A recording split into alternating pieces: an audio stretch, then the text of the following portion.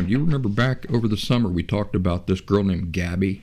And I can't remember what the boy's name was. They were living the van life and posting all their travels and stuff on Instagram, and she went missing, and there was this big mystery about it, who done it, and Brian was the guy's name.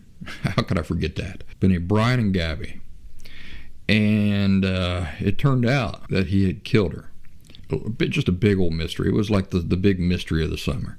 It was the thing everybody was talking about before the Johnny Depp and Amber Heard trial.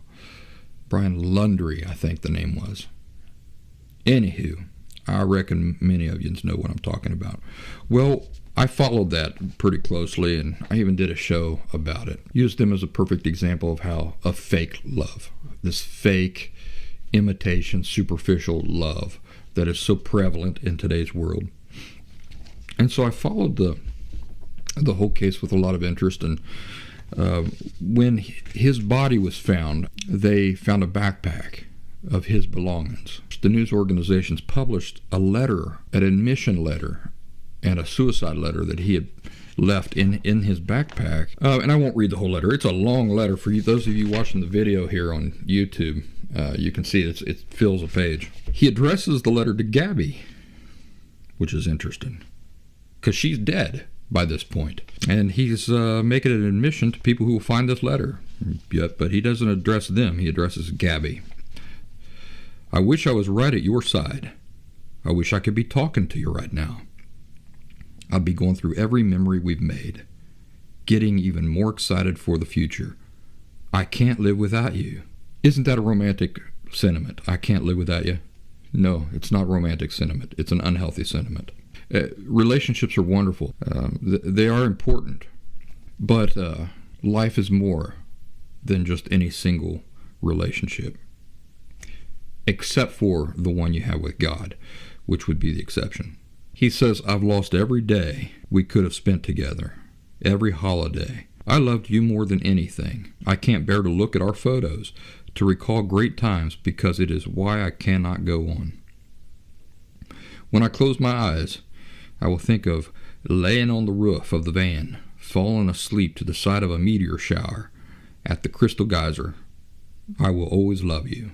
If you were reading Gab's journal, looking at the photos from our life together, you wouldn't want to live a day without her.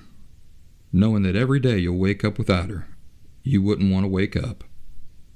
I'm sorry to everyone this will affect. Gabby was the love of my life, but I know adored by many. I'm so very sorry to her family because I love them. So you're probably wondering, you probably want me to just get to the part where what happened. Here we go.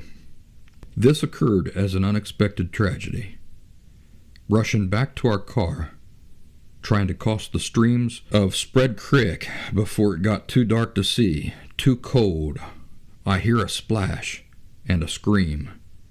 I could barely see. I couldn't find her for a moment, shouted her name. I found her breathing, heavily gasping my name. She was freezing cold. We had just come from the blazing hot national parks in Utah. The temperature had dropped to freezing and she was soaking wet.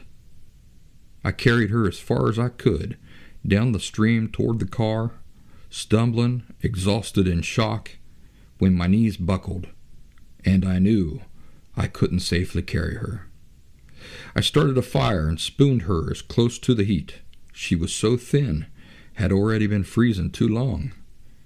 I couldn't at the time realize that I should have started a fire first, but I wanted her out of the cold back to the car.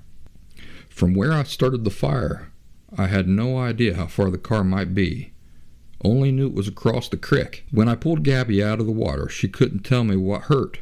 She had a small bump on her forehead that eventually got larger. Her feet hurt. Her wrist hurt.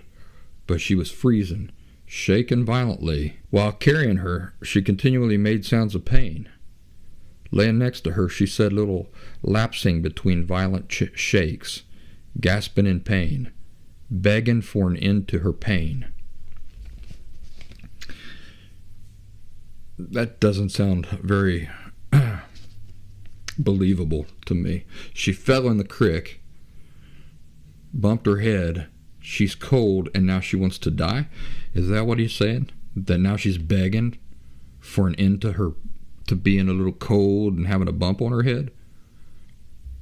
She would fall asleep, and I would shake her awake, fearing she shouldn't close her eyes if she had a concussion.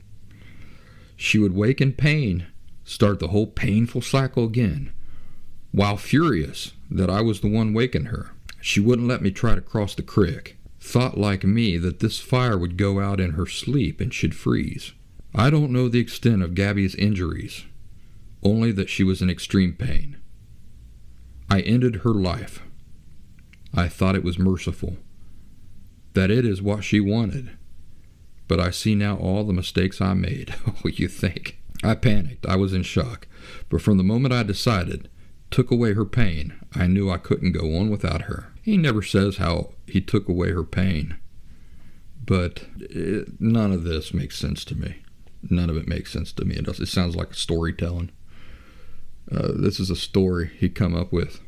And I mean, it's a giant leap from the story he's telling to, well, it makes sense to put somebody out of their misery then. Huge gulf between those two things. I don't see how you close that gulf based on her falling into a creek, bumping her head, or having a sprained ankle, or being cold and stuff like that. Her getting angry at him waking her up. He's afraid she's going to freeze to death in her sleep, but bashing her over the head with a rock or choking her to death or something like that seems like a better thing to do. No. So he ends this. This is where they found him. He says, I have killed myself by this creek. This was in Florida.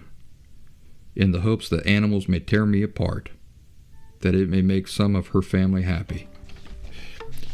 If you want a companion episode to this letter I just read, listen to the episode where I highlighted their story back over the summer. It was season 4, episode something, and it was all about love, fake love, artificial love, that sort of thing.